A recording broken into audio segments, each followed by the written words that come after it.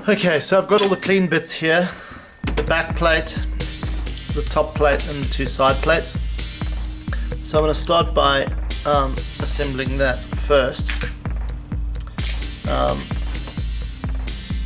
and see how that all ties together.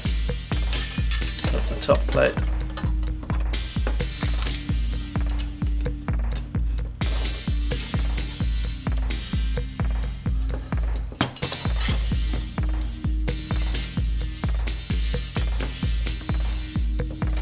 Back plate, the machine screws go in from the back plate through, and the thread is on the top plate.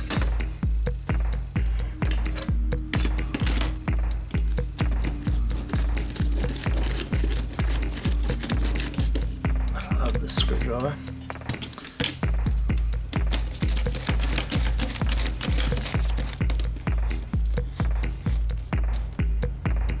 Okay, that's on that.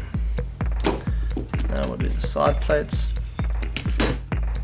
Okay, so if you're looking at it from the back plate lying on the right hand side is where the coil stop goes. So the machine screws are going to go through the coil stop, through the side plate, and then the thread is on the top plate. So if I can get that all lined up, then the machine screw can go in there, through the side plate, and then we just screw that in to the it's actually the thread that's sitting in the top plate. Okay. Get a little bit of thread, not too tight. Then get the second screw in.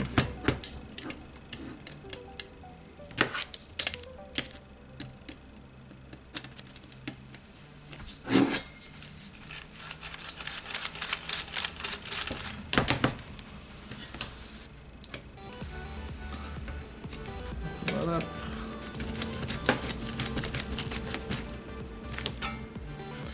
Okay, so that's the left side. I'll then put another machine screw from the back into the thread, which is now on the side. So from the back there's a machine screw that goes in. Okay.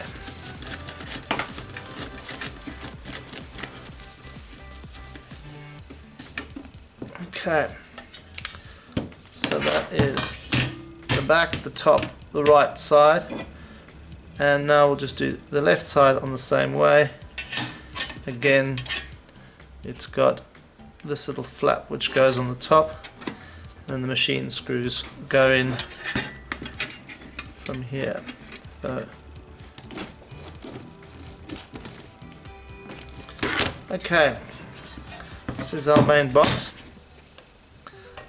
So what I thought I'd do now is to reassemble this portion, because this was a little fiddly.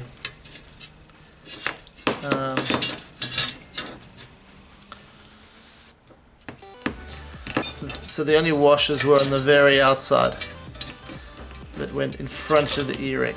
Now, once we've got these in, I need to make sure I get these the right way around. So these go in on top of the bar, facing the back. And I don't think you need to worry too much about this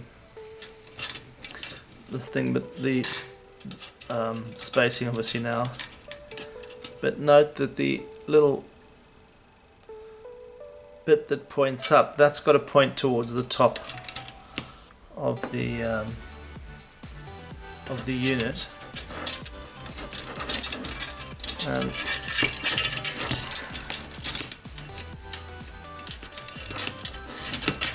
it's a little bit fiddly, this.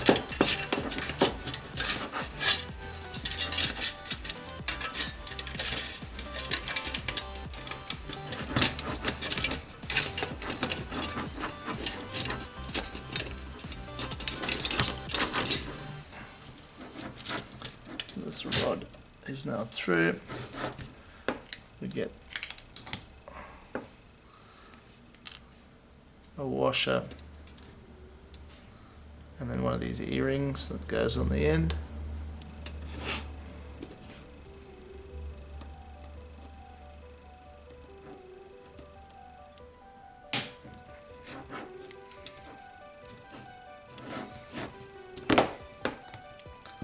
A washer and an earring.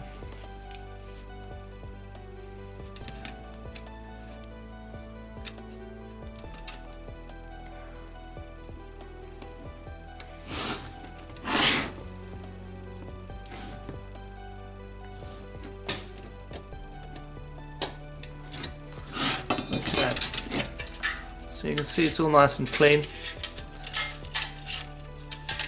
The arms are set in there, the reset bar there. Well, obviously you have to adjust this bar, but the good news is look how clean it is. My hands are fairly clean, so I'm feeling confident now to get stuck into the brand new clean white drop targets. So out they come. They're going to go in like that.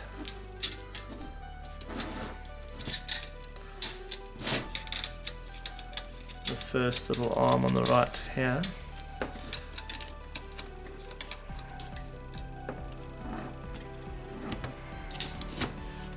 Okay. So the trick is to make sure that the arm is in its own slot, and then that can move up and down.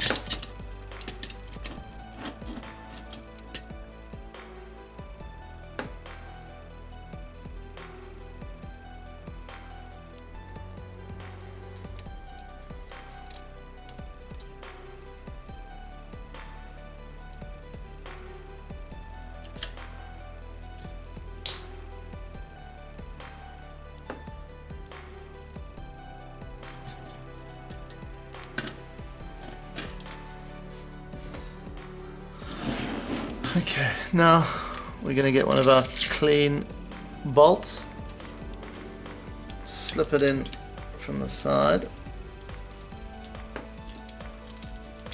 Okay, and now we're going to squeeze one of those E-nuts, E-springs, E-spring washers over the top. And this really is quite a fiddly job. So we can rotate the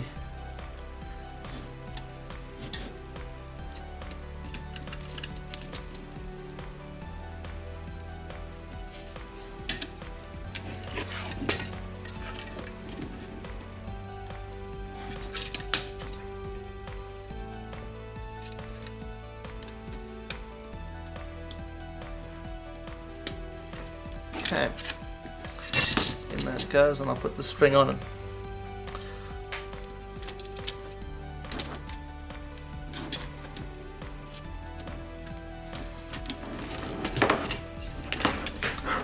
There's our first one.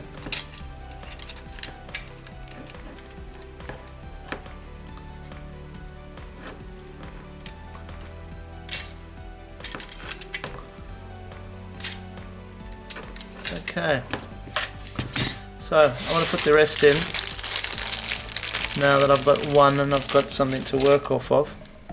I wonder if it's better to go, no, we're going from the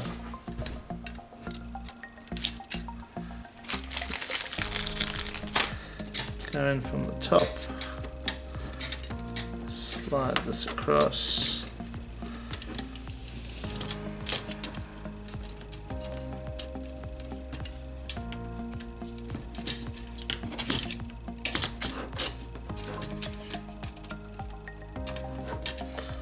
so it looks like it's easier.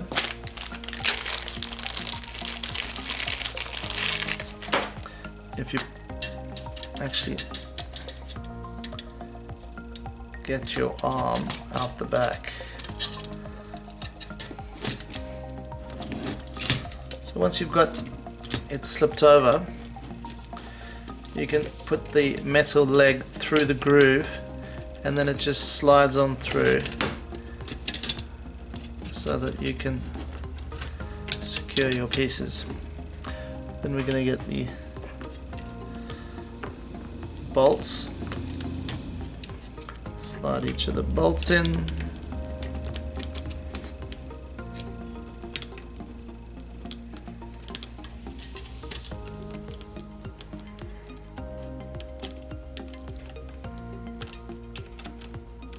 See, I could never have done this on the bench at the bottom of the playfield. I just think,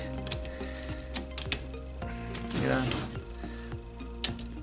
I know it's a pain to take the whole thing apart, but you end up with a much cleaner, better fitting product. And then we'll get each of these E-rings back in.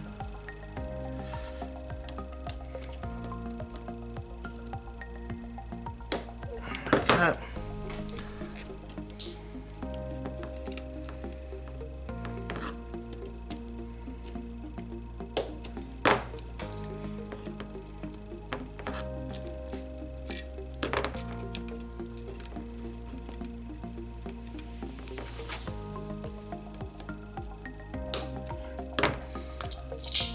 Last one, the earring.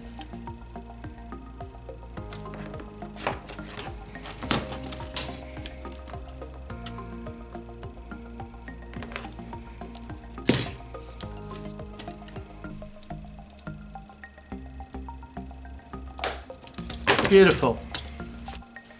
Now I'm just going to get the springs in.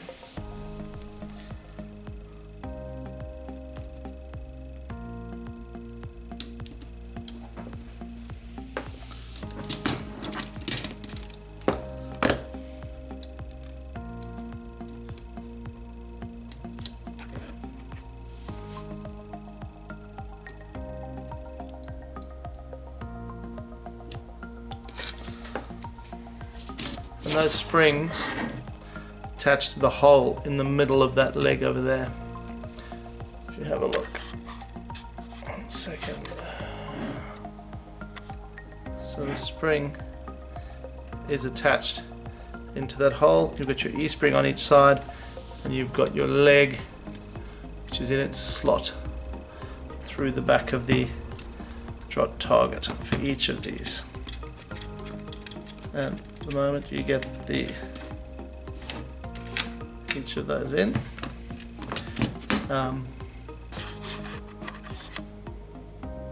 move forward and we can get the front plate on, which secures this part and stops it from slipping around and keeps those arms parallel.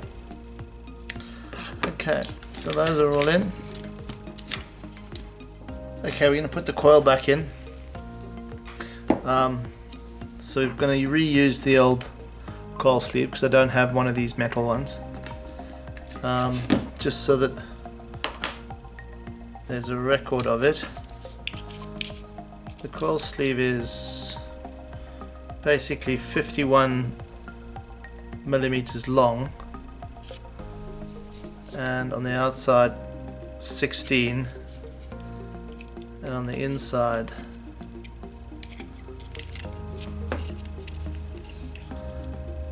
14.2 millimeters, 14.3 millimeters on the inside. The lip goes on the top, lugs are at the bottom,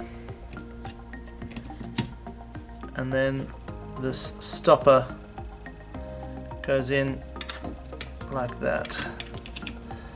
And then the thread, we want this to be nice and snug. We get the thread is again, it's not in the bracket, it's actually in the side, this side arm, so we're going to go through from the bracket and the thread is on the other side. I'm really trying to squeeze these two, the bracket into the coil as I tighten it.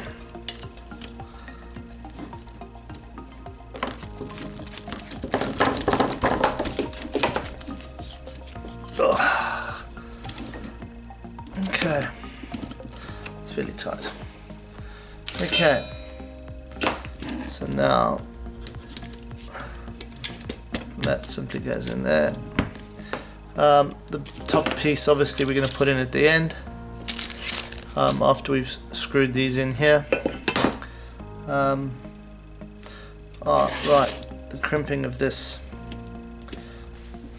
Now I've done this, there's another video I've done when I redid all my flipper kit rebuilds on about 3 or 4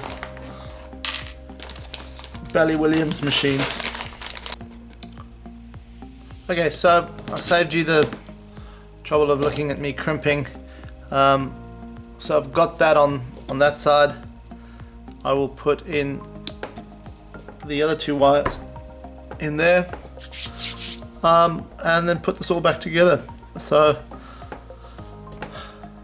let's see where we go from here. I think I'm going to call it a night tonight and finish off the rest tomorrow. But that is a really nice clean drop target, set of drop targets, which look a hell of a lot better and a hell of a lot cleaner than what we had before. So that's it for the second episode. You can click on the next video in the little box that'll appear up at the top in a second to get the last episode where we actually take the assembly, put it back in the machine and do some troubleshooting.